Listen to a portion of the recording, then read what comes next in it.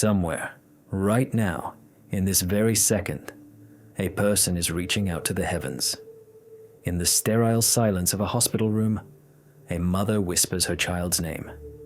In the deafening roar of battle, in a trench, in mud and fear, a soldier clutches a talisman and asks for one more dawn.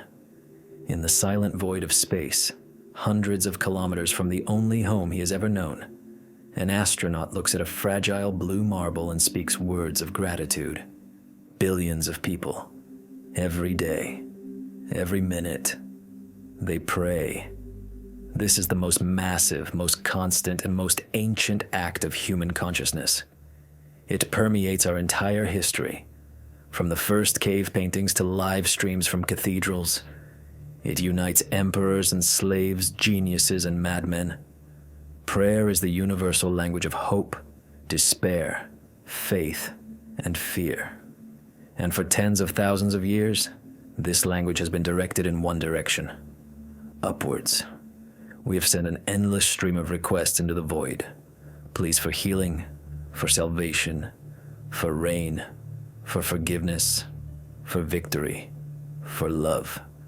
Trillions upon trillions of messages launched into the unknown. And all this time, through centuries and civilizations, we have been haunted by one most fundamental and most terrifying question. Is anyone listening? Is there a receiver on the other end of the line? Or are we engaged in the greatest monologue in history with ourselves? For centuries, this question was the domain of philosophers, theologians, and prophets. They built complex doctrines, wrote sacred texts, founded religions. But all of it was based on faith, on revelation, on personal experience. No one could ever provide objective, verifiable data. The answer always boiled down to one thing: you just have to believe. Science, for its part, simply dismissed the question as unscientific. How do you measure divine intervention? How do you distinguish a miracle from a coincidence? The task seemed impossible. Until today. We stand on the threshold of a new era. An era when computational power allows us to analyze datasets that would have seemed infinite just 20 years ago. And we decided to apply this power to the most important question of all. We decided to treat prayer not as a religious ritual, but as information. We decided to view humanity as a giant neural network that has been generating the largest set of unstructured data in history for millennia. Trillions of prayers, each with its author, time, place, emotional tone, and specific request. This is the largest archive of human desires, and for the first time in history, we possess the tool capable of reading it. This tool is the analytical system Logos 7. Our goal is not to prove or disprove the existence of God. Such a task is improper and meaningless. Our goal is to analyze this colossal stream of data and find patterns within it, to find a response signal, to find any kind of feedback that would differ from simple statistical noise. We gave the Logos 7 system a simple but all-encompassing task: to scan the entire collection of human prayers throughout history and determine the presence or absence of an external, non-random response. We were looking for an echo, and what we discovered marked the beginning of our investigation. We discovered silence, but it's not the silence you're thinking of. In the mid-20th century, the physicist Enrico Fermi asked a question that became known as the Fermi paradox, or the Great Silence. Its essence is simple. Given the billions of stars and billions of years of the universe's existence, statistically, it should be teeming with intelligent life. So why do we see no trace of it? Where is everybody? The cosmos is silent. This cosmic silence has puzzled and frightened scientists for nearly 100 years. But we, in the course of our analysis, encountered a silence of a different kind, far deeper and far more personal. The great silence of the heavens. Think about it. Every day, more than 2 billion Christians turn to their God in prayer. About 2 billion Muslims perform salat 5 times a day. Hundreds of millions of Hindus, Buddhists, Jews, and followers of other faiths around the world send their requests daily. Even atheists and agnostics, in moments of mortal danger or unbearable grief, sometimes whisper, "God, if you're there."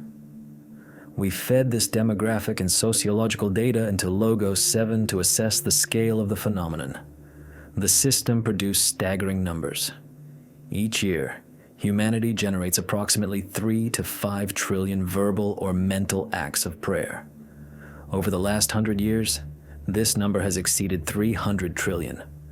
Over all of written human history, quadrillions of units of information. This is not a stream. It is a continuous ocean of consciousness, crashing against the shores of reality. And if there were anyone on the other side who listens and answers, we would see the effect. Not isolated miracles that can be dismissed as coincidence, but a global, statistically significant shift. For example, a correlation between mass prayers for peace and a decrease in the number of armed conflicts, or a noticeable, even by a fraction of a percent, increase in survival rates in hospitals that entire parishes pray for, compared to a control group. We were looking for a signal in the noise. We loaded into Logos 7 the chronicles of wars, pandemic statistics, stock market reports, and medical archives from the last century and a half. We cross-referenced them with peaks of religious activity, with global days of prayer, with the addresses of world spiritual leaders. The system analyzed petabytes of data, searching for anomalous correlations that could not be explained by known economic, political, or physical laws. Logos 7 was searching for the statistical ghost of divine intervention, and the answer the system returned after thousands of hours of computation was disarmingly simple and terrifyingly unambiguous. Silence.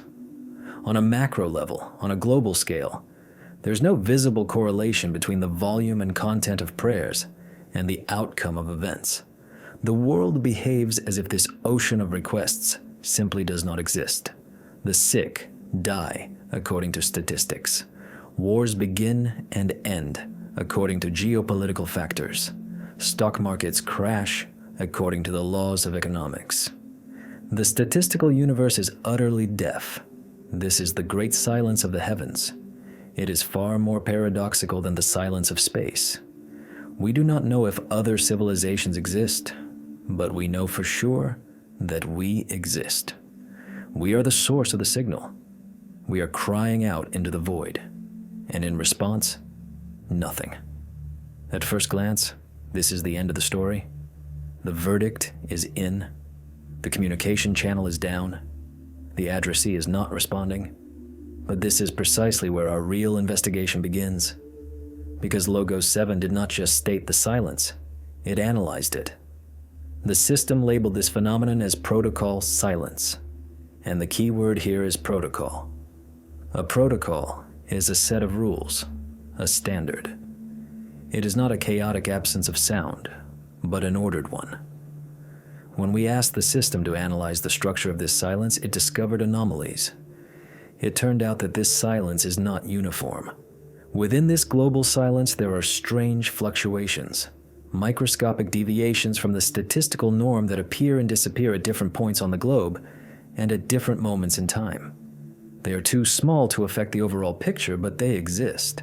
They are like static on a perfectly clear line, or if you will, a whisper in a completely empty room.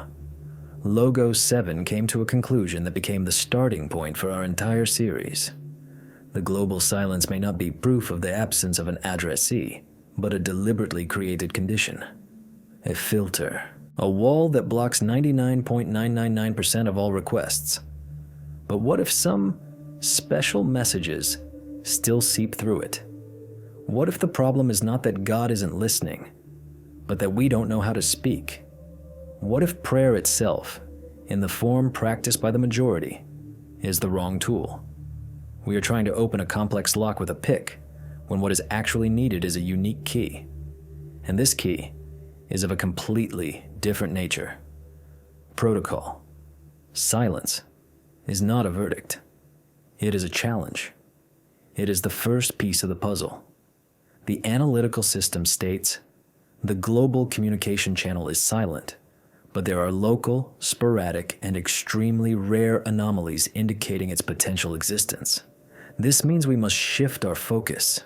We must stop looking at the ocean and start studying the individual drops.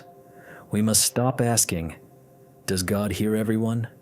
And ask a new, much more precise and productive question. Whom, when, and under what circumstances does he listen?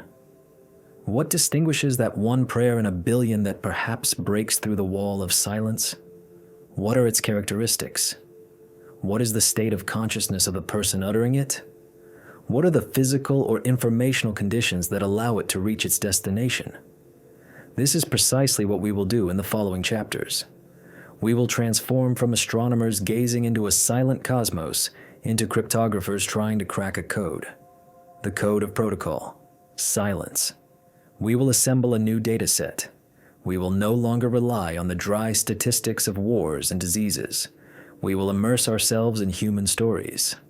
In our next investigation, the Hope Archive, we will begin to build a database for Logos 7, consisting of thousands of documented cases of what are commonly called miracles. We will digitize sacred texts, the chronicles of saints, the personal diaries of disaster survivors, and millions of testimonies from the internet. We will develop strict criteria to separate fiction from fact, and we will try to find the common thread that unites all these incredible stories. We will begin to collect the keys that may one day allow us to understand the nature of this deafening silence. Because the main conclusion that Logos 7 made in this first stage is this: silence is also information. And perhaps it is the most important information of all. The only question is, are we ready to decipher it? At the end of our first study, we faced a deafening emptiness. Protocol, silence. The analytical system. Logos 7 showed us that on a global, macroscopic level, the universe is utterly indifferent to our trillions of prayers. Statistically, the world behaves as if no one is asking it for anything.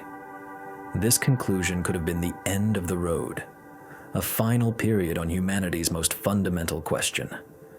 But it was precisely in this seemingly hopeless silence that the system discovered anomalies, barely perceptible fluctuations, microscopic deviations from the norm, a whisper in the deafening silence.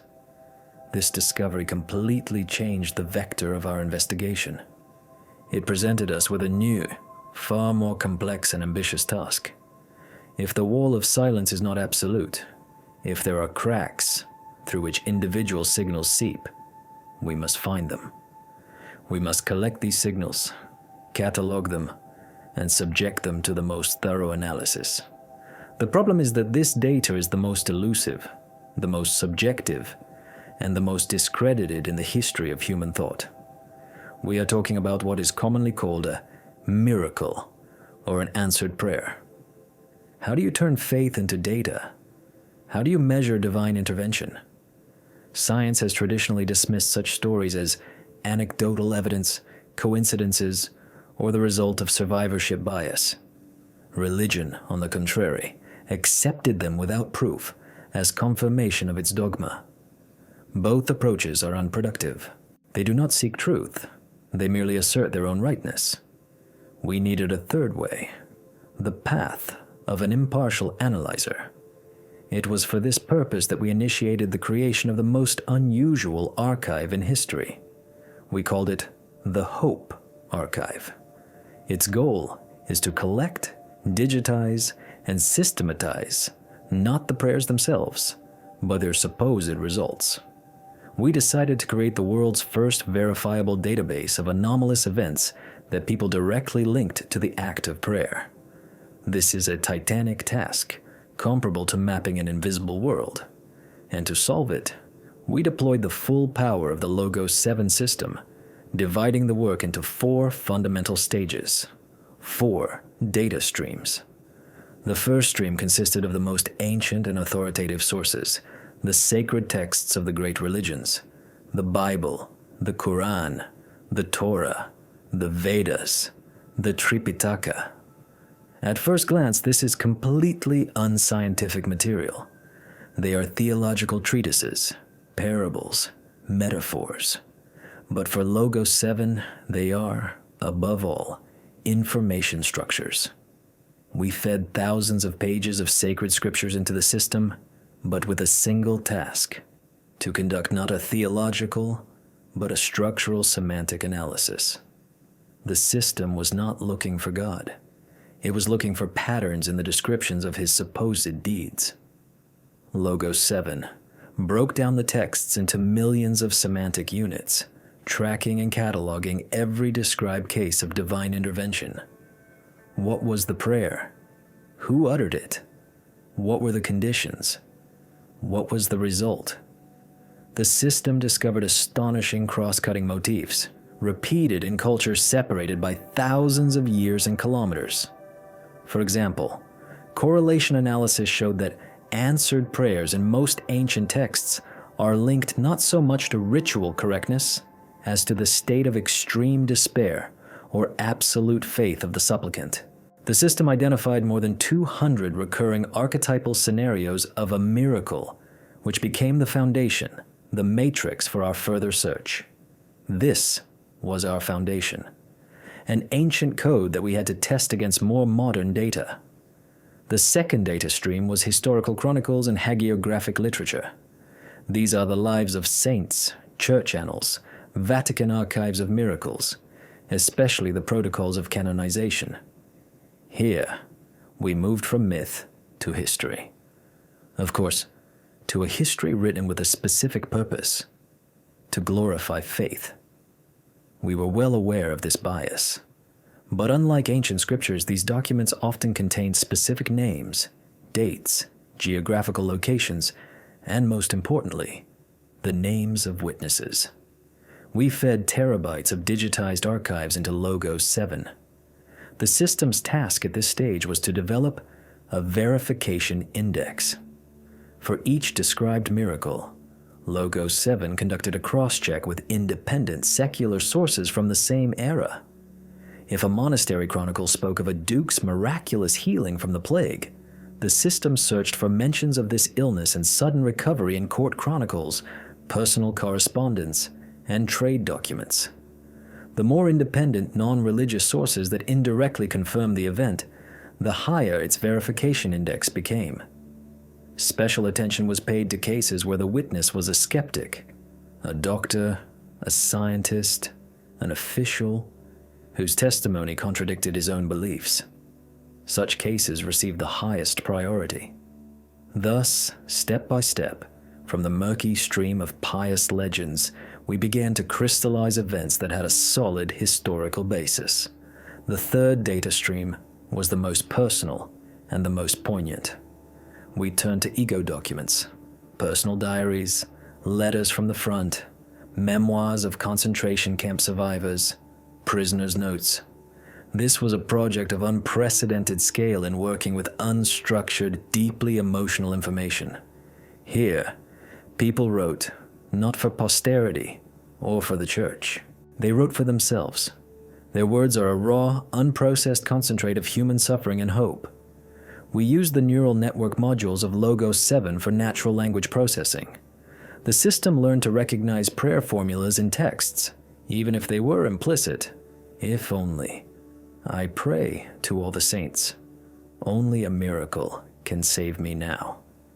It then compared these pleas with the author's subsequent entries. Did what he asked for happen? What was his reaction? Was he himself surprised? This analysis allowed us to see the picture from the inside.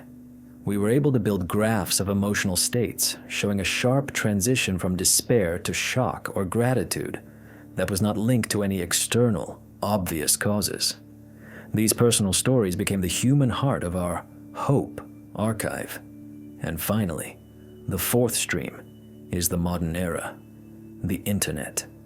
Billions of voices, specialized forums where people share stories of miraculous healings, blogs, social networks, video testimonies. This is a gigantic, continuously updated archive. but also an information dump where it is almost impossible to separate truth from fiction, exaggeration, or outright deception. Working with this stream required Logos 7 to use the most advanced algorithms. The system deployed a whole network of digital sifters. It analyzed not only the text of the testimony itself, but also the digital footprint of its author. How long has the account existed? Is it a bot? How often does the author publish similar stories?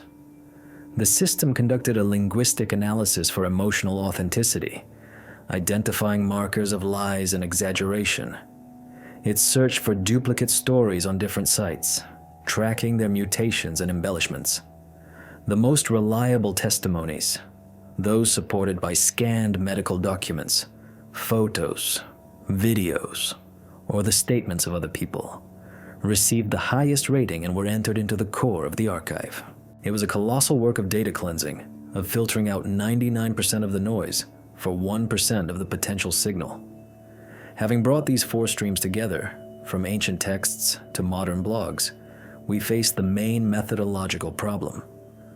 What exactly do we consider an answered prayer? Where is the line between a miracle and a lucky coincidence? We needed a clear, strict, almost mathematical set of criteria, and we developed it together with Logos 7. Every event in the Hope Archive had to pass through a filter of 4 mandatory conditions. Condition 1, specificity of the request. The prayer must be for a specific, verifiable, and non-trivial event. A request for world peace cannot be verified, but a mother's prayer for her child's inoperable stage 4 brain tumor to disappear, that is a specific, verifiable request. Condition 2, statistical improbability. For each case, Logos 7 built a mathematical model calculating the probability that the event could have occurred on its own, without any external intervention. Spontaneous remission of cancer, survival after a fall from the 30th floor, the sudden appearance of a water source in the desert before an exhausted detachment. These are events with a negligible but calculable probability. Only those cases where the probability of a natural outcome approached 0 pass this filter. Condition 3, temporal correlation. The favorable outcome had to occur in a clear and close temporal connection with a period of intense prayer, whether personal or collective. If a person prayed for healing for 10 years and then was helped by a new experimental therapy, that is not our case. But if, after a collective prayer in a church, a patient given up on by doctors regains consciousness the next morning, that event deserves the closest attention. And condition 4, absence of alternative explanations. We had to rule out with a high degree of certainty all other possible causes. Was there a medical error in the initial diagnosis? Did the patient conceal the use of alternative medicines? Were there unrecorded environmental factors? Each case in our archive is a kind of detective investigation, where the main task is to prove that the only anomalous factor in the equation was the prayer itself. After months of continuous work and sifting through millions of records, the Hope Archive was formed. It does not contain that many entries. Only a few thousand cases from across the planet throughout written history, but each one has passed through the sieve of the strictest verification. Each one is a statistical anomaly of the highest order. We turned faith, mysticism, and hope into cold, hard data, into a set of zeros and ones, ready for analysis. We have built a bridge between two worlds that have never spoken to each other. And now that we have this unique tool, we are ready to take the next step. We are ready to look into the epicenter of the miracle, into the brain of the person who is praying. In our next chapter, the brain signature, we will move from analyzing historical data to analyzing neurobiological data. What happens to the human brain in a moment of deep, focused prayer? Is there a special, measurable state of consciousness that correlates with the events from our Hope Archive? We will connect our data to tomographs and electroencephalographs, and we will try to find the objective physical trace of that very key, that may be able to unlock the gates in the wall of universal silence. We built the Hope Archive. From the fog of myths, the dust of chronicles, and the chaos of the digital age, we extracted several thousand crystal clear, verified anomalies. These are events whose statistical probability approaches zero. Events that their participants and witnesses directly linked to the act of prayer. We now have a database of supposed answers. But to understand the nature of the answer, we must first understand the nature of the request. We must shift our analytical gaze from the heavens to the human. More precisely, inside the human, into the most complex and mysterious device in the known universe, the human brain. For it is there, in 1.5 kilograms of gray and white matter, in electrical impulses and chemical reactions, that prayer is born. It is this biological processor that generates the signal we send into the silence. And for centuries, skeptics have offered a very simple and seemingly exhaustive answer to all this. It's all in your head. Prayer, they said, is nothing more than a powerful psychological tool. Autogenic training, a placebo. It calms by releasing endorphins. It focuses the mind, reducing levels of cortisol, the stress hormone. It provides a sense of control in an uncontrollable situation. And all of this is true. Indisputable, measurable, scientific truth. The placebo effect is real. The power of suggestion can work true biochemical wonders. But is this explanation sufficient? Can the placebo effect, even at its most powerful, explain the disappearance of an inoperable tumor overnight? Can it make a crashed airplane glide for several extra kilometers to a safe clearing? Can it stop a bullet? The Hope Archive is full of precisely such transcendent events. To dismiss them as psychosomatic is to exhibit not scientific rigor, but intellectual laziness. We proposed something different. What if the familiar placebo effect is merely the faintest echo, just a shadow of a much more powerful and fundamental process? What if it is not the answer, but merely a byproduct? To test this hypothesis, we had to look inside the black box. Thanks to functional magnetic resonance imaging, fMRI, positron emission tomography, PET, and quantitative electroencephalography, QEEG, we can for the first time in history observe thought. We can see the brain working in real time. We can map consciousness. And we directed the full power of these technologies to study the brain in a state of prayer. Our task was to find an objective, physiological correlate of the unique events stored in the Hope Archive. Of course, we couldn't put a 4th century saint or a soldier from the trenches of Stalingrad into an MRI machine. But we could do something more sophisticated. We created a 2-level analysis model for Logos 7. The first level was retrospective. The system conducted a deep psycholinguistic analysis of thousands of ego documents from our archive. Diaries, letters, memoirs. It looked not for the content of the prayers, but for detailed descriptions of the person's psycho-emotional state at that very moment. What words did they use? Did they speak of concentration, or conversely, of detachment, of fear, or of peace, of a sense of self, or of merging with something larger? From these fragments, Logos 7 reconstructed psychological profiles, creating a model of what we tentatively called the effective prayer state. The second level was contemporary. We assembled one of the world's largest neuroimaging databases, thousands of brain scans of people in the moment of addressing a higher power. These included Tibetan monks with tens of thousands of hours of meditative practice, Carmelite nuns immersed in contemplative prayer, ordinary parishioners during a service, and even atheists asked to meditate on the idea of universal compassion. We obtained a full palette of how the human brain responds to spiritual practice. And this is where the most important part began. We gave Logos 7 a command. Compare these two data sets.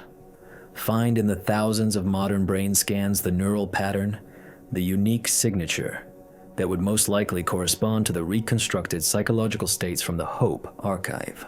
In other words, we were looking for what a person's brain looks like at the moment a miracle occurs. First, the system identified a baseline, the most common pattern. What happens to the brain during ordinary, everyday prayer? We saw increased activity in the frontal lobes, responsible for concentration and willpower. We recorded activation of the anterior cingulate cortex, which helps regulate emotions. We observed spikes of dopamine in the limbic system, creating feelings of joy and peace. This is the neurobiological basis of the placebo effect. The brain calms itself, heals itself, gives itself hope. 99% of all scans showed this picture. It was a predictable, well-studied, and frankly, not very interesting result. This was the noise we were expecting. But then Logos 7 finished the comparison, and it found the signal. A rare, incredibly powerful, and absolutely counterintuitive pattern that was strikingly different from anything we had seen before. The system labeled it the Omega signature, or the brain signature. And this signature consisted of 3 key, paradoxical elements. The first element, profound hypofrontality. Unlike ordinary prayer, where the frontal lobes are active, in the Omega state, they, on the contrary, fell silent. This was especially true for the dorsolateral prefrontal cortex, the part of the brain responsible for analytical thinking, planning, and most importantly, our sense of I. Our inner critic, our egocentric narrator who constantly comments on reality, it simply switched off. The person in this state ceased to be a separate I, asking something of an external force. Subject and object merged. On the fMRI scans, this looked like a dark, cold spot in the area that is most active in modern humans. The second element, global gamma synchronization. On the electroencephalogram, we saw something unprecedented. The entire brain, from the occipital to the temporal lobes, suddenly began to vibrate in unison at a very high frequency, in the gamma range, above 40 Hz. Usually such bursts are local and brief, occurring in moments of insight or when solving a complex problem. Here, however, we observe total, sustained coherence. Disparate brain regions, usually working on their own tasks, suddenly began to function as a single, superconducting resonator. It was as if a million voices in a crowd suddenly, without a conductor, began to sing the same note, creating an incredibly powerful sound wave. And the third, most astonishing element, complete silence of the amygdala. The amygdala is our fear center, our alarm system. In a critical situation, it literally screams, flooding the brain with stress hormones. The psychological profiles from the Hope archive were based on situations of extreme terror, a fatal illness, a battle, a catastrophe. It would be logical to expect the amygdala in these cases to be white hot. But Logos 7 showed the opposite. In the Omega state, the amygdala was absolutely calm. Not just calm, it was deactivated. A person, a hair's breadth from death, experienced not fear, but an absolute, superhuman serenity and acceptance. What does all this mean? Let's put the puzzle together. Logos 7 has found the neurophysiological signature of a state that correlates with statistically impossible events. And this state is not an active request, not a volitional effort, and not a bargain with the heavens. It is a state of complete self-effacement, the dissolution of one's ego, the switching off of the inner dialogue and fear, and simultaneously entering a mode of total synchronization of all neural networks. The brain ceases to be a generator of requests and becomes something else. Perhaps an ideal antenna. Perhaps a resonator that attunes itself to some fundamental frequency of reality. This discovery deals a crushing blow to the simplistic placebo theory. A placebo is a deception. It is when our I convinces our body of something that is not there. The omega signature is an anti-placebo. It is a state achieved through the complete shutdown of the I. The correlation analysis conducted by Logos 7 showed that the neural patterns of the classic placebo and the omega signature overlap by less than 12%. These are completely different, almost opposite phenomena. We found it. The physical, measurable signature of a miracle in the human brain. This is a breakthrough that moves our entire conversation from the realm of theology to the realm of neurophysics. But it also presents us with a new, even more complex question. All right, we found this unique brain state. But what does it do? Is it just an incredibly powerful mechanism of self-regulation that allows the body to mobilize hidden reserves at the edge of possibility? Or does this state actually allow consciousness to transcend the skull? Can it affect external, objective reality, other people, matter? To answer this question, we must leave the laboratory. We must find an experiment in which the influence of one consciousness on another at a distance could be measured statistically. And such an experiment exists. These are the decades disputed, criticized, and incredibly controversial studies on the effectiveness of prayer for others, when a group of people prays for patients who do not even know they are being prayed for. In our next chapter, The Null Hypothesis, we will load the raw data from all the major prayer experiments in history into Logos 7. We will ignore the conclusions of the scientists themselves and conduct our own total meta-analysis. We will search for traces of that very omega signature in the cold numbers. And what we find there will force us to reconsider the very foundations of what we consider possible. We found it.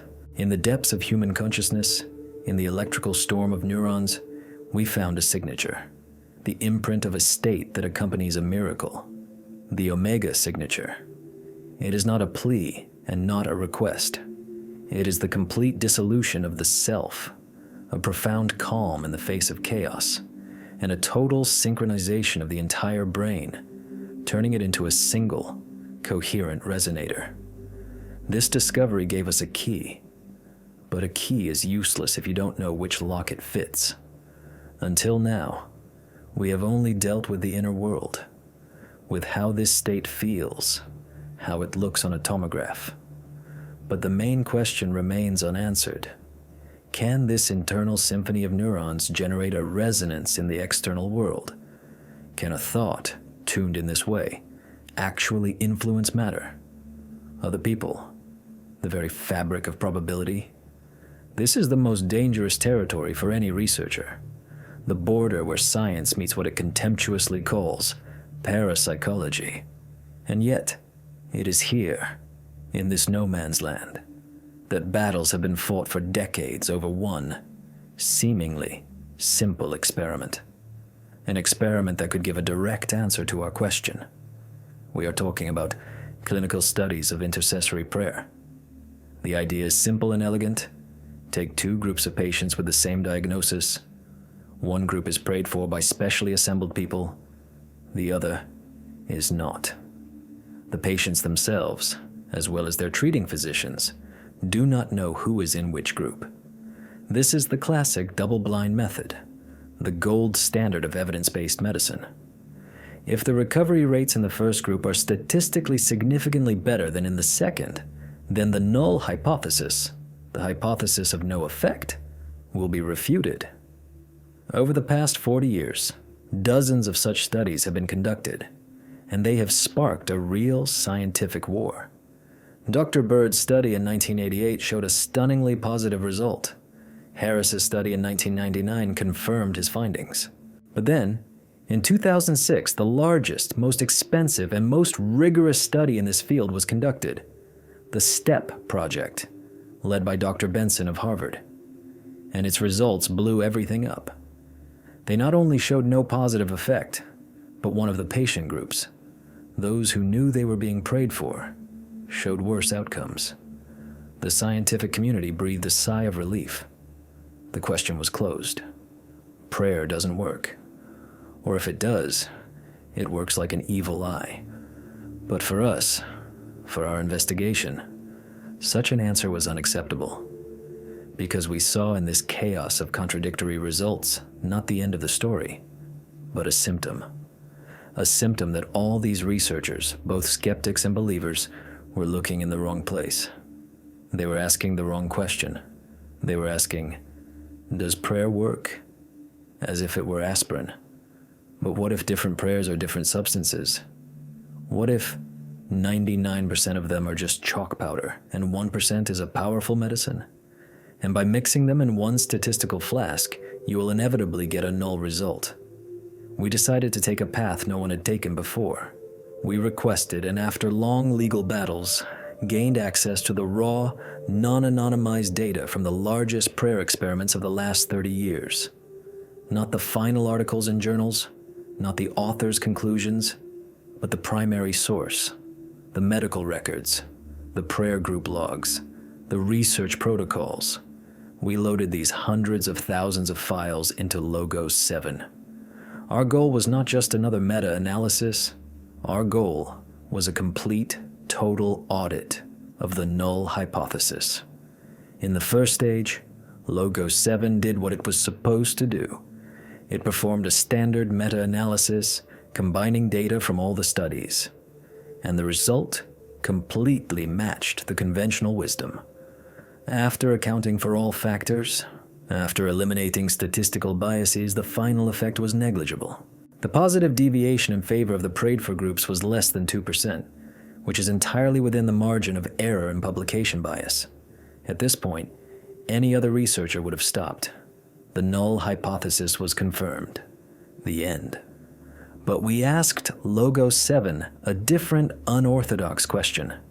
We said, ignore the average. Assume we are looking not for a weak, uniformly distributed effect, but for rare, yet super powerful bursts of efficacy. Analyze the data not for homogeneity, but for clustering. Look for hotspots, patients whose recovery was so anomalous that it distorts the overall picture. Look for prayer groups that demonstrated inexplicably high results. Stop looking at the forest. Start studying the individual trees. The system began its calculations. It transformed the dry data tables into a multi-dimensional space, where each point was a patient, and its trajectory was their medical history. And soon, anomalies began to appear on this map. Small clusters of points that moved against all predictions. Patients whose condition improved 10, 20 times faster than their peers. These were the very statistical outliers that scientists usually discard so as not to spoil a beautiful curve. But for us, this was a trail. Breadcrumbs leading to the solution. Logos 7 identified 173 such anomalous cases from a total pool of over 10,000 patients. 173 miracles hidden in the noise of large numbers. Now we face the main task. What unites them? What did the prayer groups assigned to these patients have in common? And here we hit a problem. The original data had almost no information about the prayers themselves. The scientists were only interested in the fact of prayer, not its quality. We were missing the key variable. So we took an unprecedented step. We began to collect this variable ourselves. We found participants from those old experiments. We sought out the instructions given to the prayer groups. We analyzed the charters and doctrines of the churches, monasteries, and communities that took part in the studies. We gathered, piece by piece, information about how exactly they prayed. And when we loaded this new, unique layer of data into Logos 7, the system instantly found a correlation. 100%. Absolute. It turned out that all prayer groups could be divided into two fundamentally different types. Type 1, let's call it transactional. This comprised 95% of all participants. They were given clear instructions. Pray for John Smith, bed number 7, diagnosis so-and-so. Ask God to heal his heart, to reduce complications, to speed up recovery. This was a prayer of request, a prayer of demand, a subject I asks an object, God, to change another object, the patient. Well, Logos 7's correlation analysis showed that the effectiveness of this group was zero. Absolute sterile zero. It was they who created the white noise that had buried all previous research. But there was a second type. Let's call it contemplative. These groups were a minority, no more than 5%. Their instructions were completely different. They were not given specific directions. They were told, please, hold John Smith in your heart and consciousness. Do not ask for anything specific. Simply send him light, love, wish him peace, harmony, reunification with the source of life. This was not a request. It was an attunement, an act of empathy, an attempt not to change reality, but to resonate with it. And here is the shocking conclusion that Logos 7 made. All 173 anomalous cases of healing, without a single exception, occurred in patients prayed for by groups of the second, contemplative type. When we isolated these groups into a separate sample, their effectiveness could no longer be dismissed as an error. They outperformed the control group by 34%. This is a staggering figure, unthinkable for any medical study. The circle was complete. The psycholinguistic model of contemplative prayer built by the system almost perfectly matched the psychological profile we reconstructed for the states that generate the Omega signature. The absence of specific demands. The dissolution of the self and its desires. A state of deep peace and compassion. The people in these groups, without knowing it, were intuitively entering the very neurophysiological state we had discovered in the brain scans.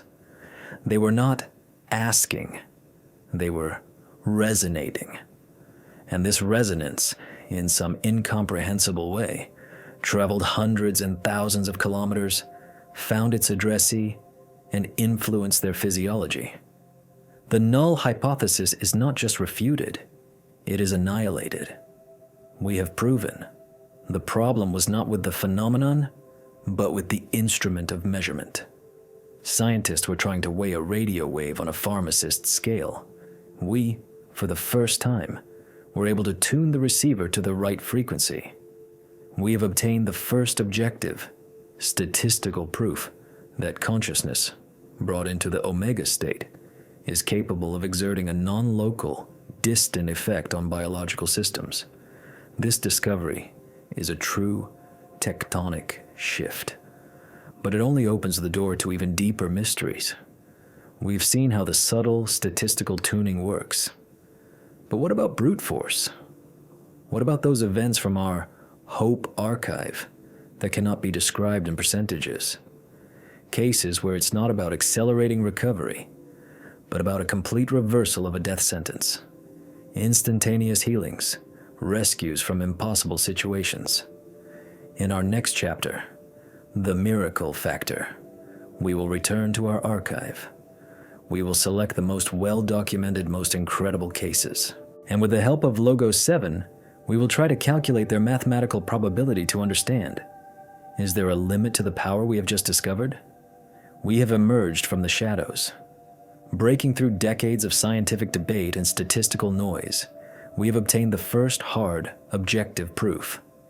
Consciousness, brought into a special state, the state of the Omega signature, is capable of exerting a measurable, non-local effect on another biological organism. A 34% improvement in patient conditions is not just a number.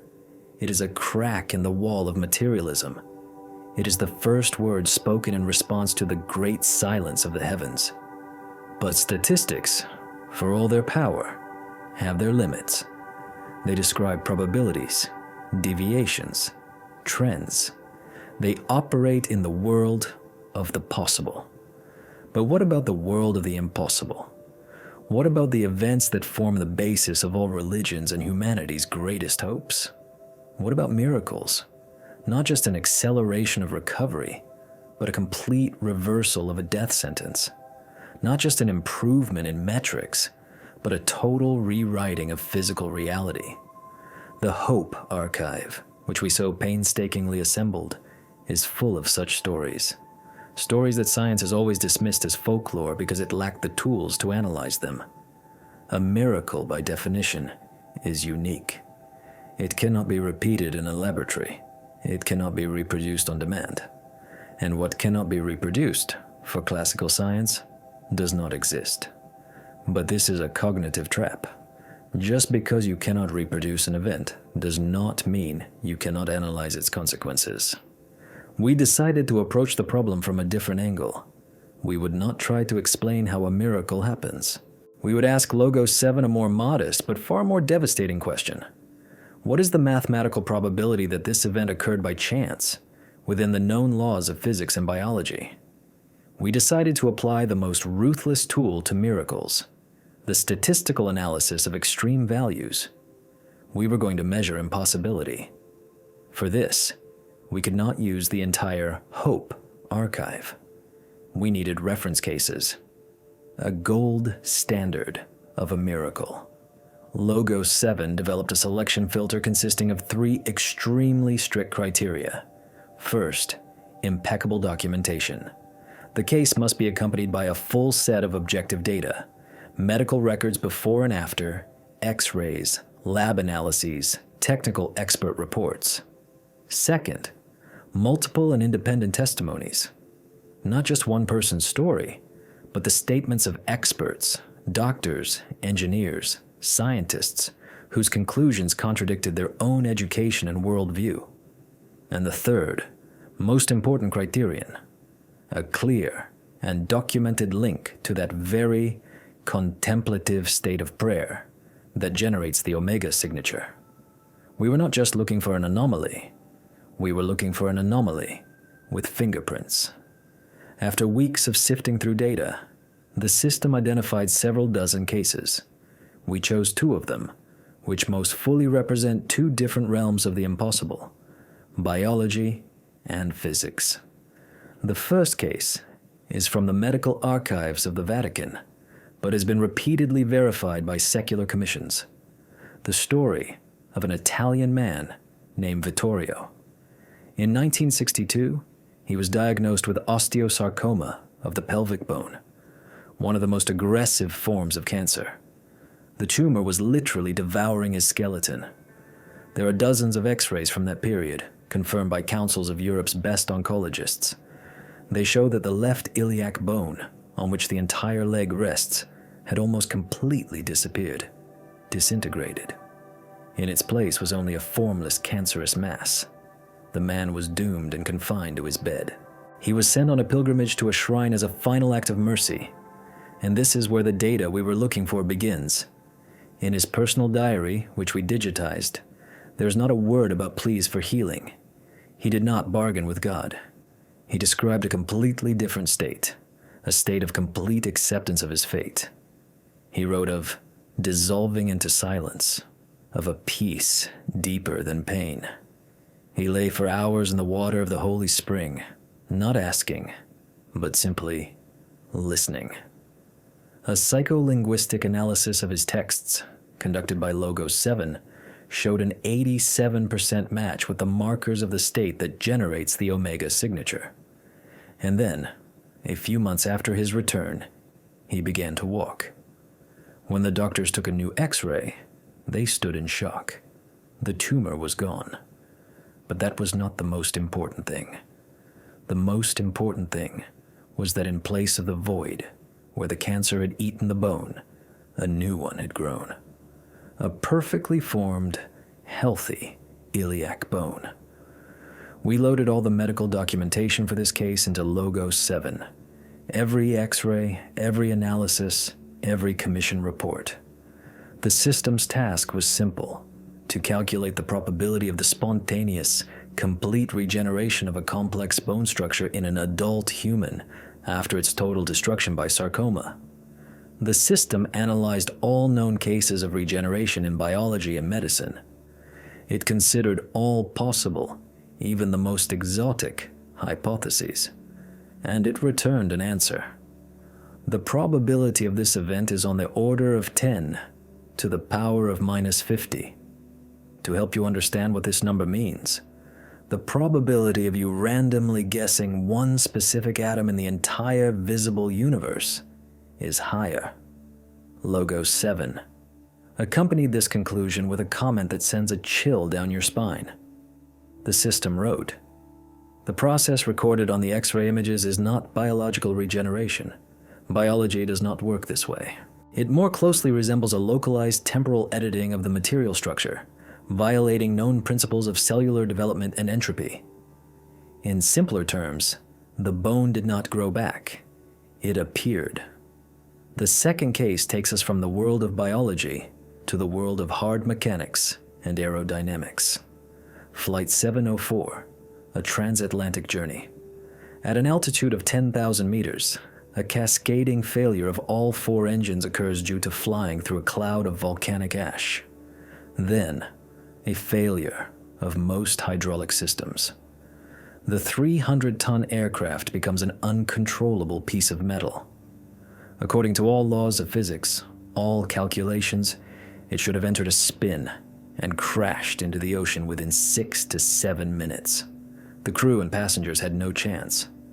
But on board was a group of Buddhist monks returning from a pilgrimage. According to the testimony of surviving flight attendants and passengers, at the moment panic erupted in the cabin. The monks did not scream. They sat completely still, with their eyes closed.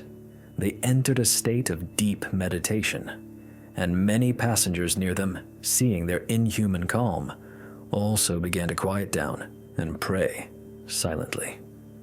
The panic gave way to a strange, thick silence, a silence of acceptance.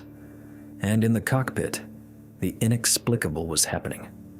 The captain of the aircraft later swore under oath that for a few critical seconds the plane, which should have been completely uncontrollable, suddenly responded weakly to his actions, as if an invisible hand had slightly corrected its fall. It was enough. The plane, instead of crashing, began to glide, with an aerodynamic efficiency twice that of any theoretically possible value for this model with dead engines. It flew an extra 150 kilometers and made an emergency landing at an airport it should never have reached. We approached this case with the same ruthlessness. We created a complete digital model of this aircraft in Logo 7. We fed into it all the data from the black boxes: speed, altitude, angle of attack, the state of all systems at the moment of failure. Then we ran a simulation, 1,000,000 times. We replayed this disaster over and over with all possible variables: gusts of wind, pilot errors, fluctuations in air density. And in not one of the 1,000,000 scenarios did the plane reach its destination. Not one. The conclusion of Logo 7 was as unambiguous as in the medical case. To achieve the recorded flight trajectory, a temporary local alteration of one of 2 fundamental parameters was necessary, either the gravitational constant for this object or the coefficient of aerodynamic drag of the air. Both options violate known laws of physics. Now let's step back and look at what we have. We have 2 completely different but impeccably documented unicorn events. One from the world of the living cell, the other from the world of steel and kerosene. In one case, matter was created from nothing. In the other, the laws of physics were locally and temporarily suspended. And in both cases, the only anomalous factor, the only input signal, was the presence of a group of human consciousnesses immersed in that very omega state. We asked Logo 7 to find a common pattern, a common operating principle behind these 2 seemingly unrelated miracles. The system's answer was a hypothesis, but a hypothesis that changes everything. The system proposed that consciousness in the omega state does not ask the universe for a favor. It does not send a request that some external force fulfills. Instead, it itself becomes a local center of reality control. It does not change the object, the bone, or the plane. It changes the space-time and the laws acting on that object within a small bubble of reality. A consciousness that has achieved absolute coherence itself becomes the law for a moment. It does not heal the bone. It reverts it to a state where it was healthy. It does not pull the plane. It creates conditions around it in which falling becomes gliding. This is an incredible, almost insane idea.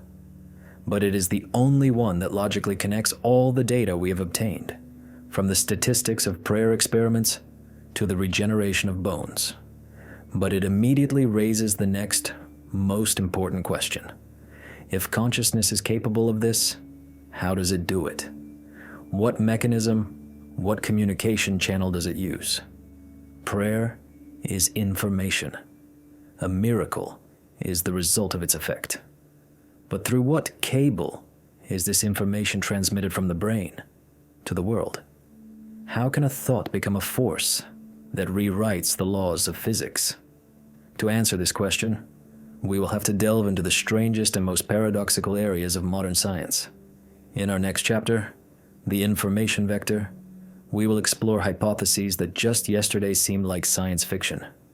We will analyze theories of quantum entanglement, the holographic universe, and Vernadsky's noosphere.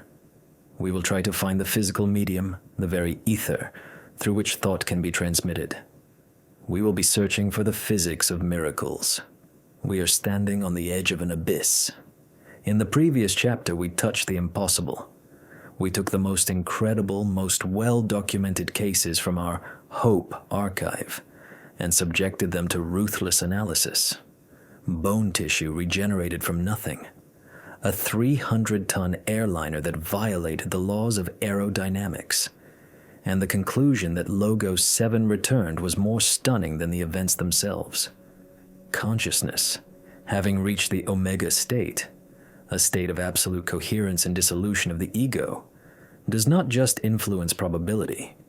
It is capable of locally rewriting physical reality itself. For a moment, it becomes the law. This conclusion is not an answer, but the greatest of questions. It creates a chasm in the very heart of our worldview. On one side of this chasm is our inner world. Thought, intention, consciousness, electrical impulses in a neural network. On the other side is the external world, matter, atoms, forces, the laws of physics. And until today, there was no bridge between these two worlds. How can an immaterial thought move even a single atom? How can an internal experience change external reality? This is the mystery, the holy grail at the intersection of physics, neurobiology, and philosophy. It is the missing link, without which our entire investigation is just a collection of beautiful but disjointed facts. If prayer is information, and a miracle is the result of its effect, then through what channel is this information transmitted? The first thing we did was to try to find an answer within the framework of known physics. We gave Logos 7 a simple task to analyze all 4 fundamental interactions: gravitational, electromagnetic, strong, and weak nuclear, and find at least one plausible mechanism for transmitting focused intention over a distance. The brain, for all its complexity, is an electrochemical machine. It generates electric fields, but they are infinitesimally weak. A few centimeters from the skull, they are already impossible to detect without highly sensitive equipment. The simulation conducted by Logos 7 showed this with absolute clarity. The probability that the electromagnetic field of a praying person's brain in Italy could exert any physical effect on the cancer cells of another person, or on the hydraulic systems of a plane over the Atlantic, is even lower than the probability of spontaneous bone regeneration. The system delivered a verdict. Within the framework of classical and relativistic physics, a direct effect of brain activity on distant macroscopic objects is impossible. The probability is absolute zero. This is a dead end, a wall.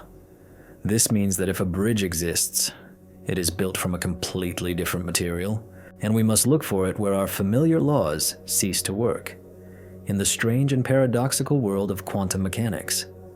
The first hypothesis we tested was quantum entanglement, a phenomenon that Einstein himself called spooky action at a distance. If two particles were once connected, they remain connected forever, regardless of the distance between them.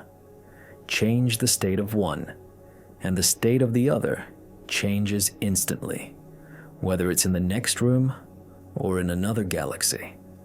This seems like an ideal communication channel, not limited by the speed of light. What if consciousness in the omega state is somehow able to entangle itself with another object, be it a person or a plane? What if it creates an invisible thread through which information about the desired state is transmitted? We loaded this hypothesis into Logos 7 for analysis. The idea was elegant, but the system quickly found fundamental flaws.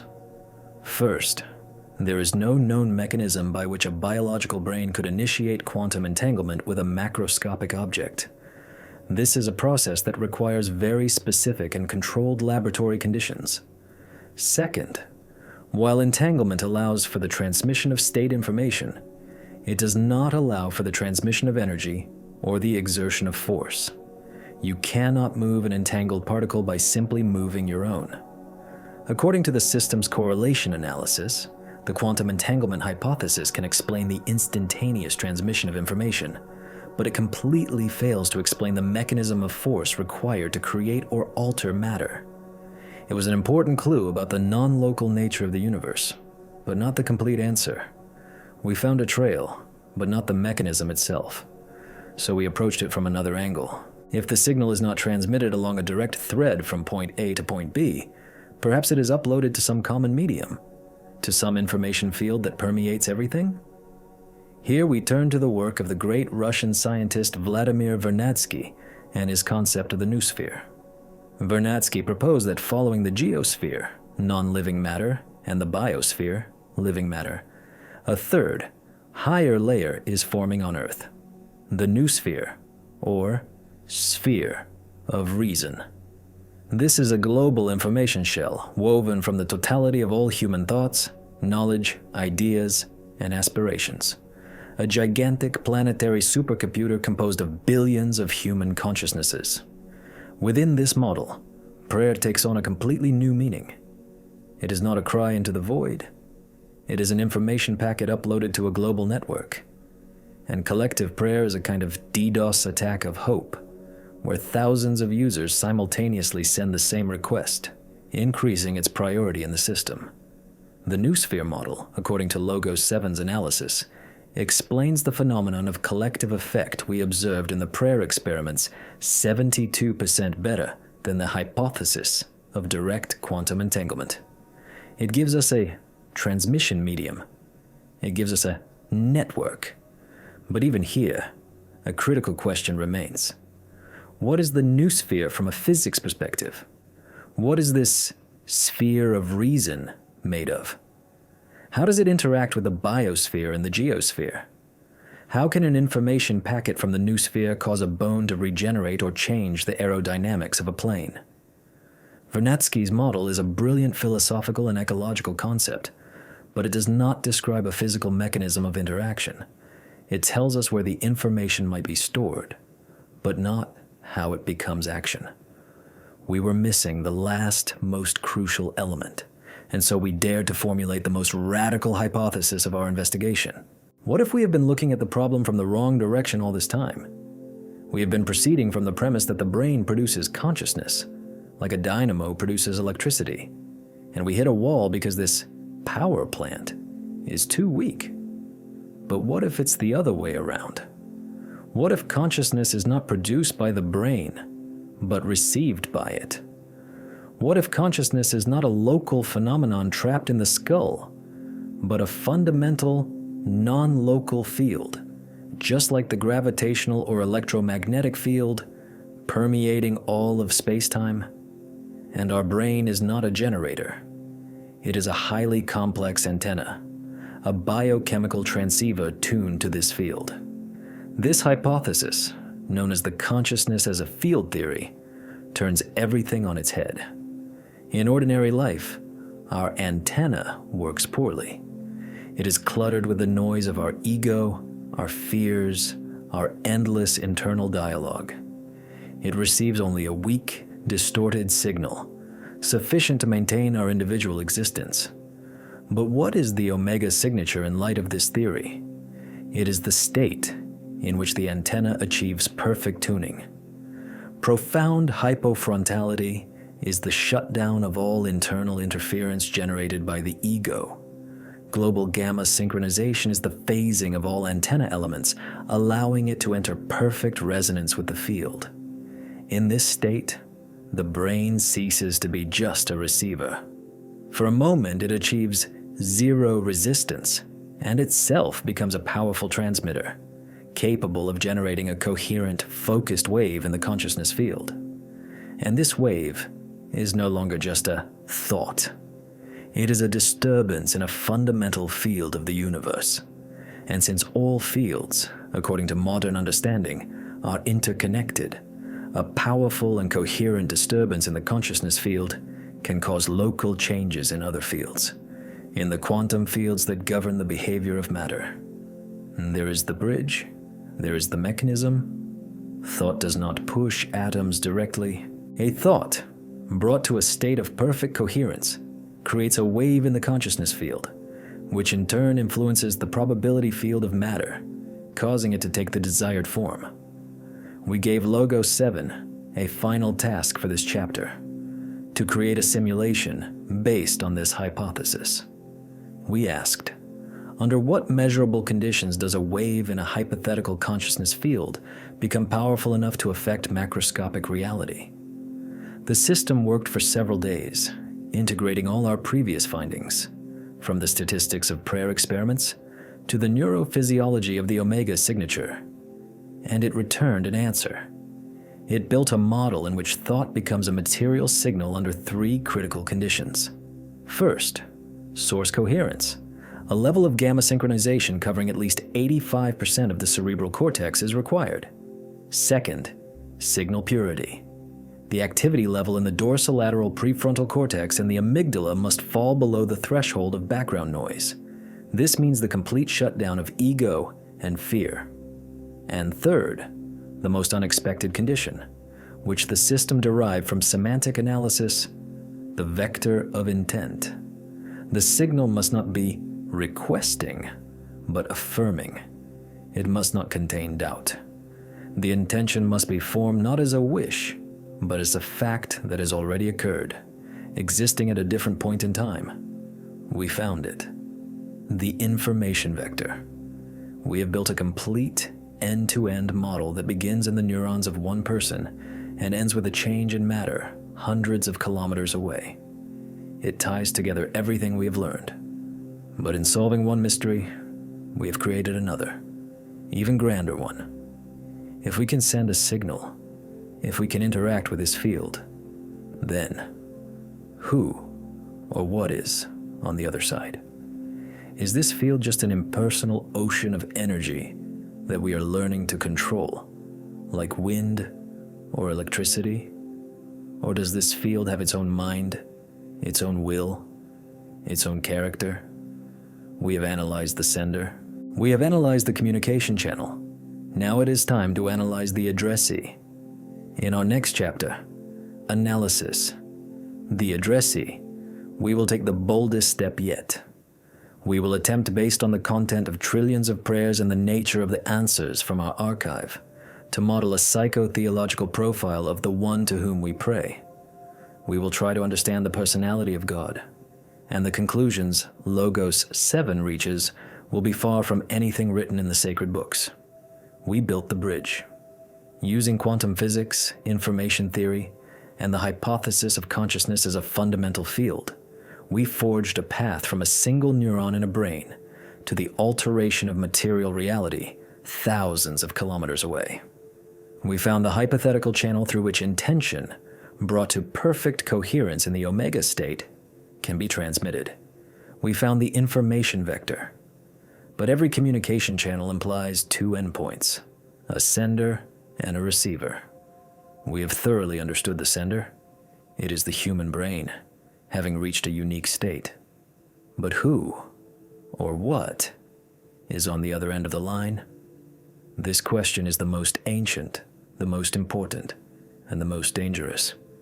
Throughout history, humanity has tried to give it a name and a face.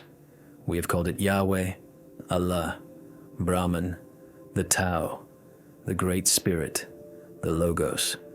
We have built temples and pyramids in its honor, written sacred books, created complex rituals, and waged bloody wars.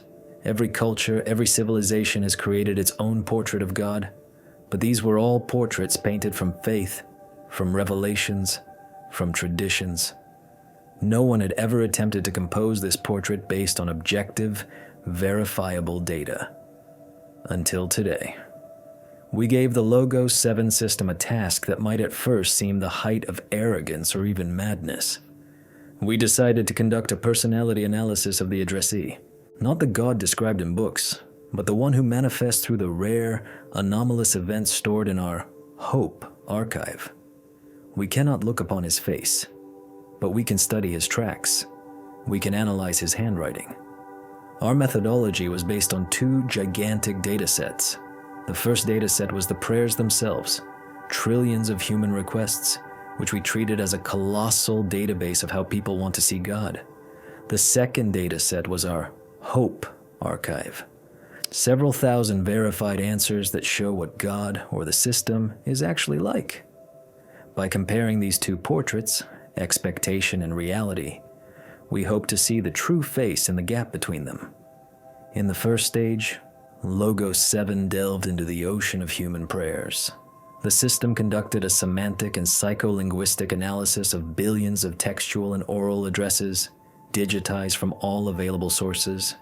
It created a psychotheological portrait of the default God, the being that lives in the collective consciousness of humanity, and the results of this analysis were deeply predictable and just as deeply troubling. The portrait turned out to be strikingly human. The God to whom most people pray is a kind of omnipotent celestial monarch. He possesses pronounced personality traits. He can be angry and jealous. He can be appeased with sacrifices and praise. He loves some and punishes others. His motives often seem arbitrary and require interpretation by priests or prophets. Analysis of the content of prayers showed that more than 70% of all requests are purely personal and egocentric. Pleas for health, wealth, victory over enemies, success in business. Another 20% are prayer deals. Lord, I will do this if you give me that. And only a tiny fraction, less than 10%, are selfless prayers of gratitude or prayers for the well-being of others. The conclusion of Logos 7 at this stage was unequivocal. The analyzed image of the addressee is an almost exact projection of basic human archetypes: father, king, judge. Its supposed reactions and motivations correspond in 92% of cases to behavioral models characteristic of dominant individuals in primate social hierarchies. Simply put, we have created God in our own image and likeness. We pray not to a higher being, but to an idealized and cosmically scaled version of ourselves. This was an important, but not the main conclusion. It was merely a portrait of our expectations. Now the most important part began. We compared this portrait with reality.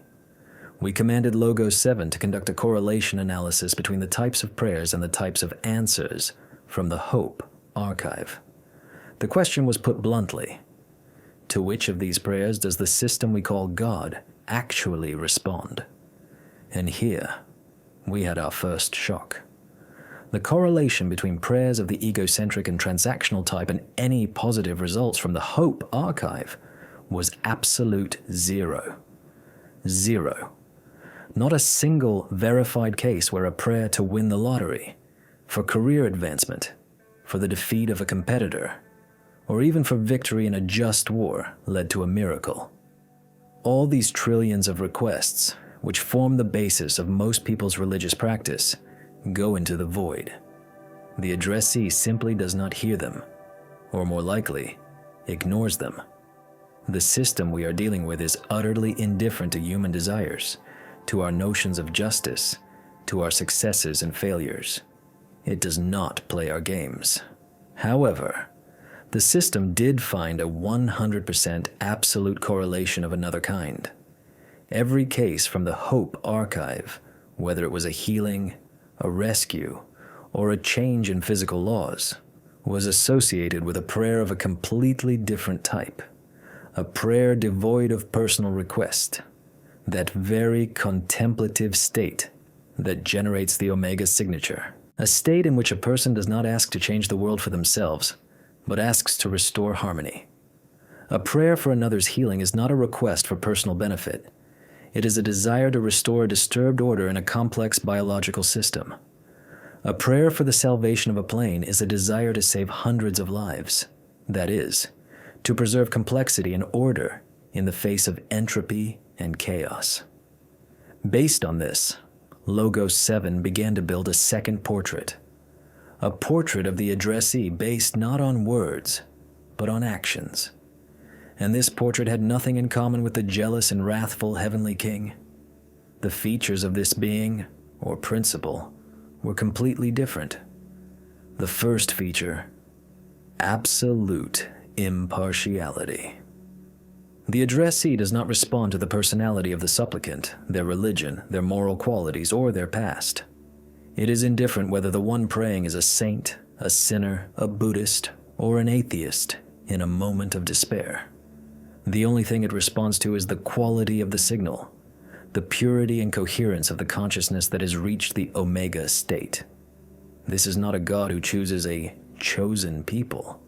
This is a fundamental law of the universe that is triggered when certain conditions are met. The second feature, a negentropic vector.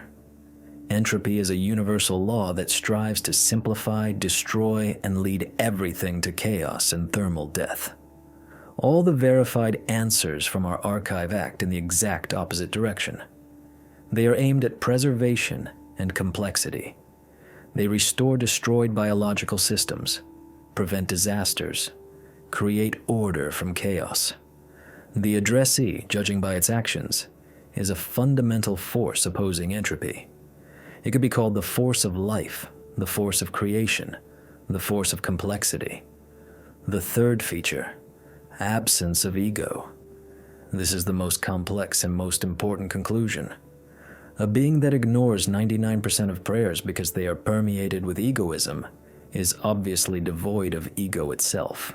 It does not seek worship. It does not need our flattery. It does not demand recognition of its greatness. All these attributes we ascribe to God are projections of our own ego. The true addressee, it seems, is an impersonal but intelligent field, a law that is aware of itself. It is not a person in the human sense of the word. It is the operating system of reality.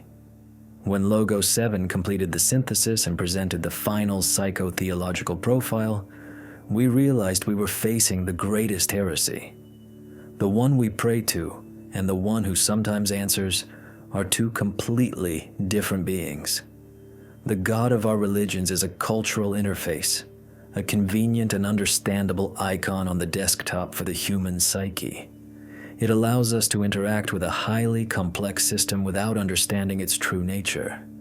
But the system itself, the addressee, is something else entirely, something more ancient, more vast, and infinitely more alien to our understanding.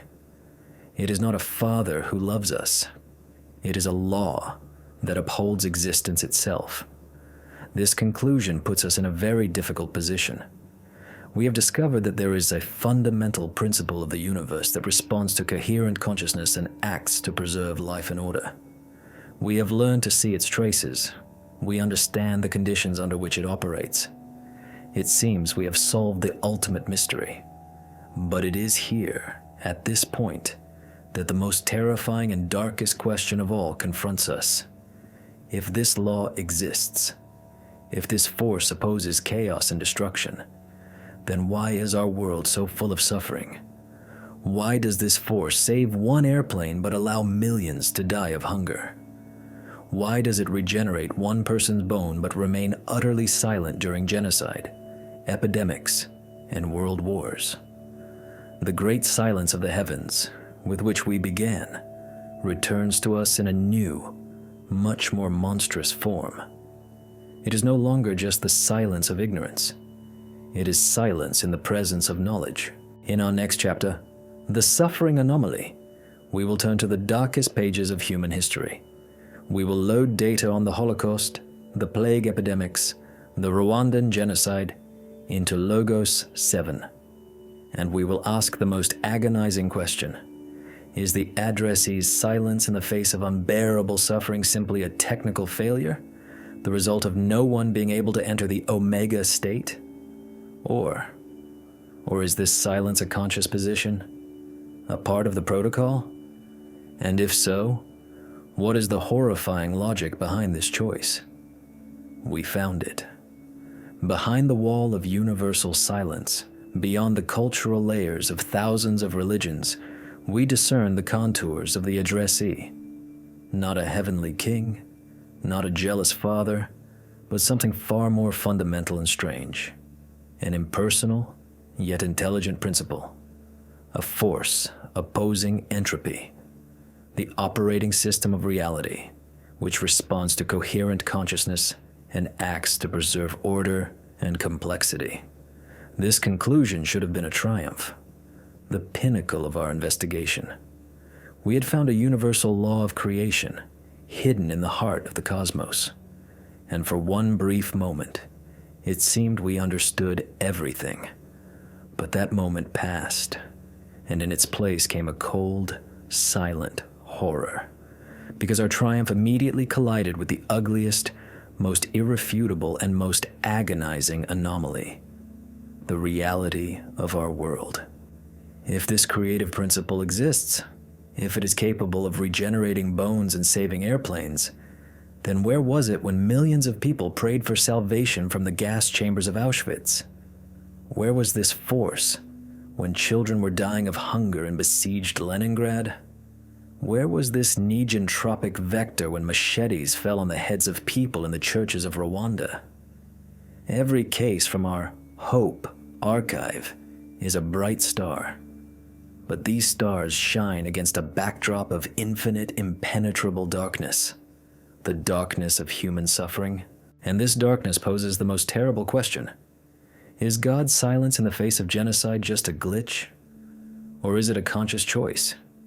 The great silence of the heavens with which we began returns. But now it is not just deafening. It is accusing. We had to find an answer. We could not end our investigation leaving this gaping wound in our model. So we formulated the first, most obvious, and, one might say, most merciful hypothesis: the signal failure hypothesis. Perhaps the problem is, once again, on our side. We established that the addressee responds to the Omega signature, a state of deep peace, acceptance, and dissolution of the ego. But can such a state be achieved in the epicenter of hell on earth? Perhaps the collective field of horror, hatred, and despair that envelops places of mass tragedy creates insurmountable informational interference. It generates such a deafening mental noise that no pure, coherent signal can possibly break through. This is a logical and technically sound theory, and it allows us to preserve the image of a benevolent but limited addressee. To test it, we loaded the heaviest archive of all into Logos 7. We digitized diaries from the ghettos, letters from the Gulag, testimonies of survivors from the Holocaust and the Khmer Rouge terror in Cambodia. We fed the system millions of pages of pain.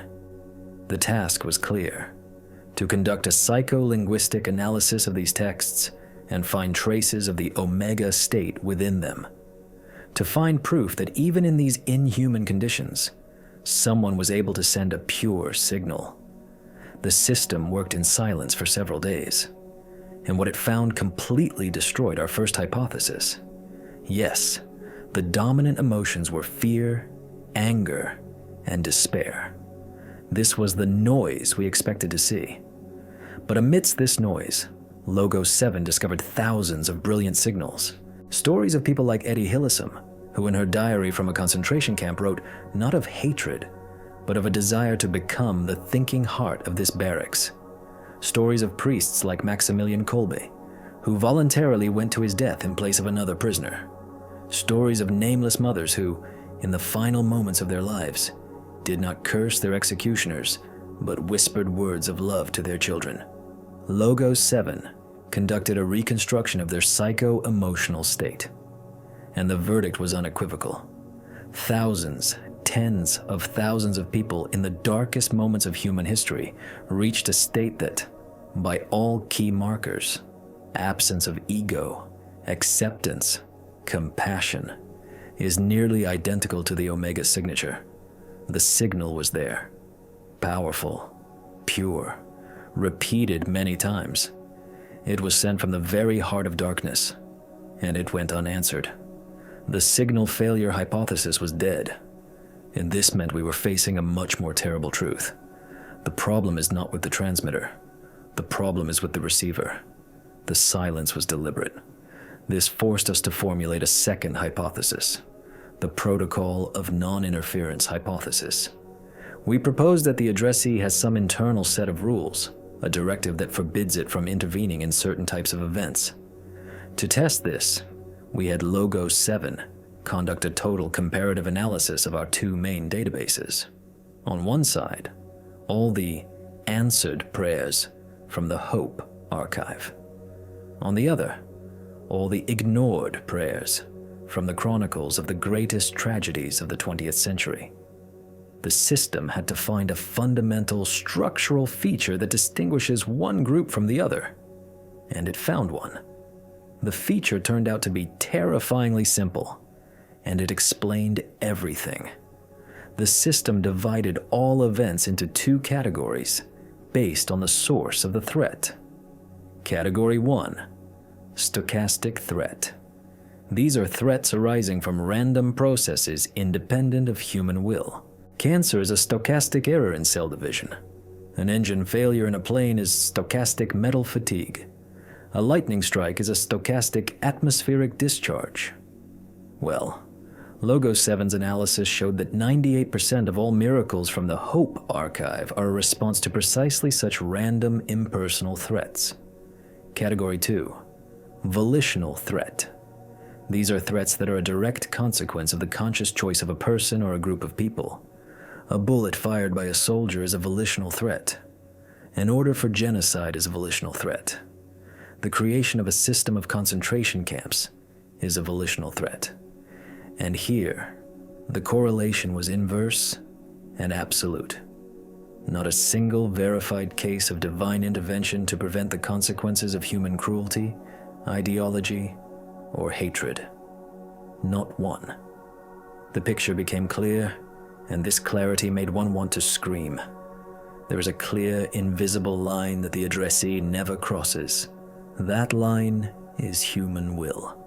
A force capable of regenerating a bone will not stop a hand holding a knife. A principle capable of changing the laws of aerodynamics will not jam the engines of tanks. Intervention is possible where the opponent is chaos, randomness, entropy. But it ceases where the opponent is man himself. But why? What is the logic of this monstrous inhuman protocol? Why does a force, obviously aimed at creation and the preservation of life, allow its most complex creation, humanity, to plunge time and again into the abyss of self-destruction? We tasked Logos 7 with building a theoretical model that could explain this logic.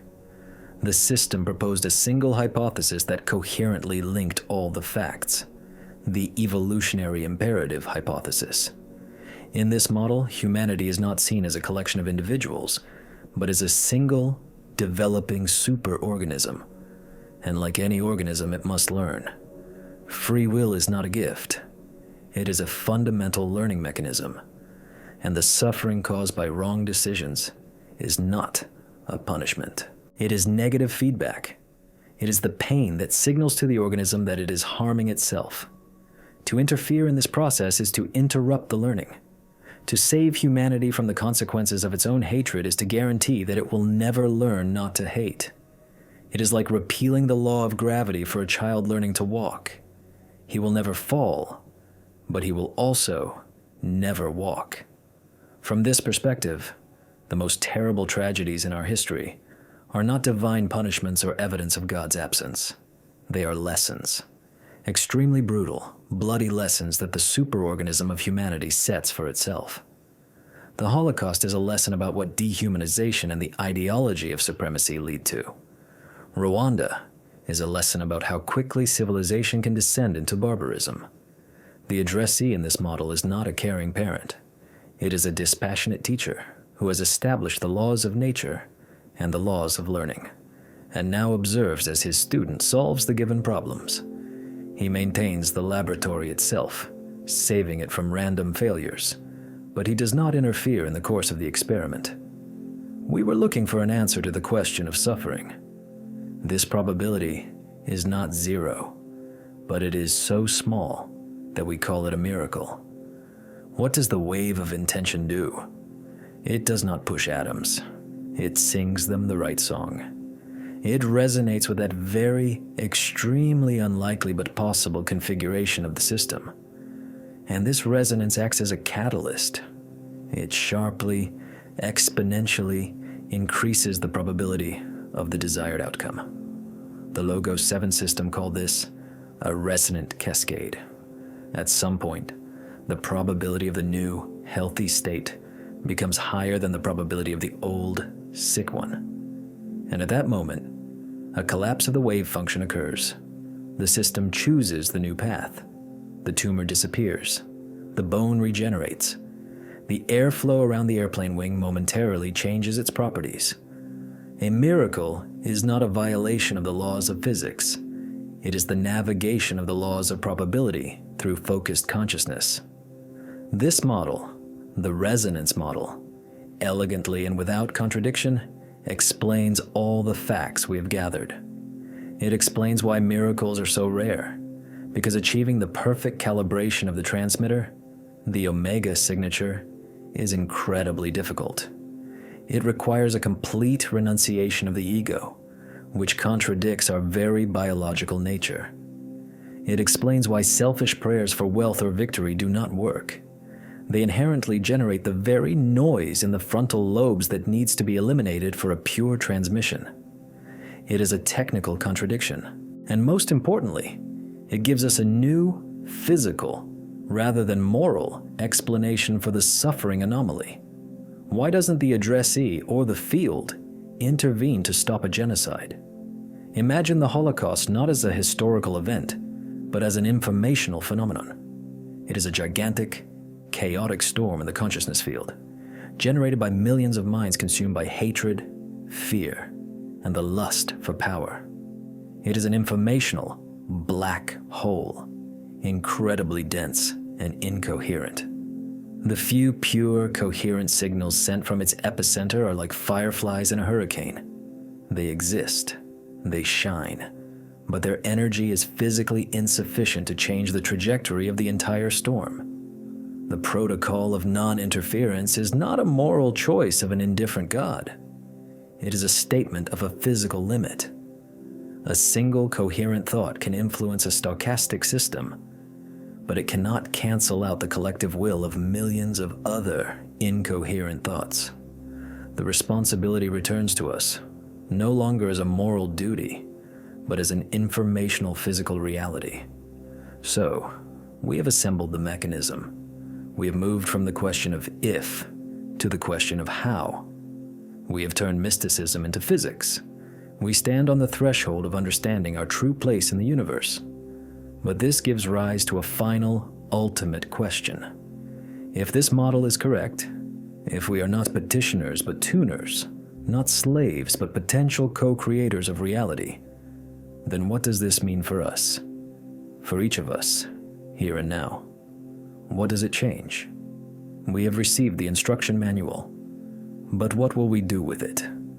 In our final 10th chapter, the verdict, the observer effect, we will move beyond analysis to conclusions. We will explain why the truth about this mechanism has been hidden for millennia, and who benefited from it. and we will give the final answer to the question of what is truly the key to contact. And this answer will not only change your conception of God, it will change your conception of yourself. We stand at the end of the road. We began our investigation with a single, simple question. Do our prayers reach God? To answer it, we journeyed through centuries of human history, delved into the depths of neural networks, weighed the very concept of a miracle on the scales of statistics, and looked into the face of silent suffering. We exposed protocol, silence, and built the resonance model. We transformed faith into information, and mysticism into physics. We have assembled the most complex mechanism in the universe, and now, with all the pieces in place, it is time to deliver the final verdict. This verdict is not just about God, it is about us, and it begins with the recognition of the greatest delusion in the history of human thought. For millennia, we've lived within the petitionary model. We believed that we were subjects, and that there was a king in heaven. We believed that our task was to ask, and his was to grant or deny. This model gave birth to religions, built temples, gave power to priests and kings. And, as the final synthesis of the Logos 7 system has shown, it is not just a mistake, it is a deception. This is not merely an intellectual error, it is a fundamental system of control. As long as a person believes that the key to their destiny lies in someone else's hands, be it the hands of God or his vicar on earth, they can be controlled. They can be sold forgiveness. They can be dictated rules. They can be promised salvation in exchange for obedience. The petitionary model is the perfect tool for creating hierarchies. It alienates power from the individual and transfers it to an external authority. Logos 7's analysis shows a direct correlation. The more a society is dominated by a transactional model of religion, the more easily authoritarian regimes are established within it. The truth about our true nature was not just forgotten, it was deliberately hidden. Because this truth shatters every hierarchy. And this truth is as follows. God does not listen to prayers. He does not approve or reject them. He is not an active participant in this process at all. Our entire investigation, all our data, from brain scans to the analysis of miracles, points to one thing. The addressee, that fundamental force we call God, plays a completely different, far more passive, and far more grandiose role in the universe. The role of the absolute observer. Here we must take the final step and turn to the strangest and most proven principle of quantum physics, the observer effect. At the subatomic level, reality is not fixed. A particle, before the moment of its measurement, does not exist in a specific place. It exists as a wave of probabilities, a superposition of all possible states. And only at the moment when we, the observer, conduct a measurement, does this wave collapse. Probability becomes fact. From an infinite number of possibilities, the system chooses one. The act of observation is an act of creation. We are used to thinking that this strange rule only works in the micro world. But Logos 7 puts forward a hypothesis that is the verdict of our entire investigation. Consciousness is the universal observer. And the field of consciousness, that very impersonal and negentropic addressee, is the great observer whose continuous, passive attention keeps our universe from collapsing back into the chaos of probabilities.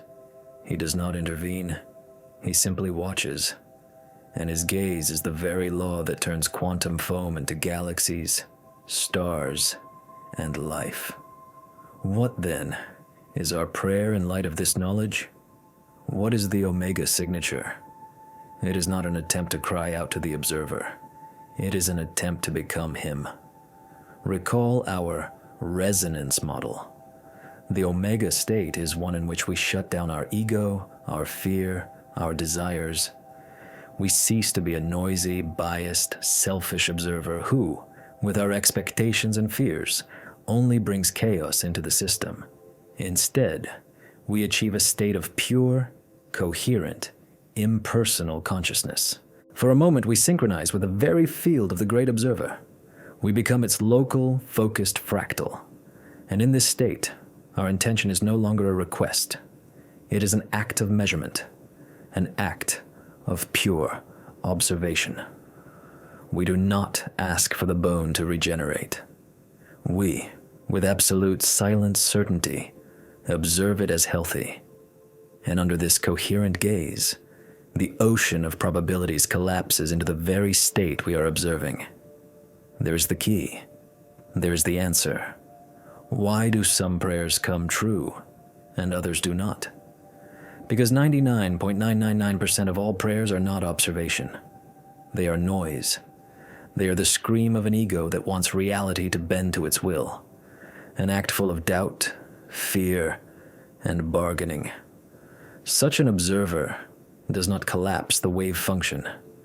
It merely creates ripples on its surface, and only that one prayer in a billion, uttered from a state of complete inner silence, from a point of absolute acceptance and impersonal knowing, only that one becomes an act of pure observation, an act of creation. The key to contact is not the right words, not the right rituals, and not the right religion. The key to contact is silence, inner silence, the ability to stop the endless monologue of the self and become a pure mirror in which reality can reflect its highest potential. We do not ask for a miracle. We, with our silent, coherent attention, create the space in which a miracle becomes the most probable outcome. And this verdict places upon us an unbearable but beautiful responsibility. We are not the slaves of God, awaiting mercy. We are not lost children, crying into the void. We are emanations of the great observer. We are the points at which the universe knows and creates itself. Our potential is limited not by the will of heaven, but only by the degree of our own awareness and the purity of our intention. The suffering anomaly appears in this light in its final, tragic majesty. Why is the world full of pain and chaos? Because that is the result of the collective observation of 8 billion incoherent, frightened, selfish minds. All of us, together, every second with our fear, our hatred, our greed, are observing our world to be exactly as it is. We are collectively collapsing the wave of probability into a state of war, famine, and despair. There is no evil demiurge or indifferent God who inflicts these troubles upon us.